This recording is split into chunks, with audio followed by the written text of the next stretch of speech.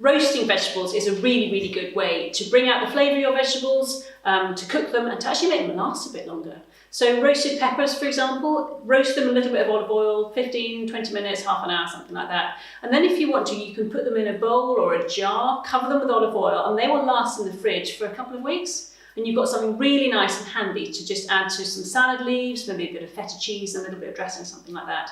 Roasted butternut squash is beautiful. It really brings out the flavour of the nice natural sweetness in a squash. And then that's useful for making into soup, again into a salad or a casserole or a curry.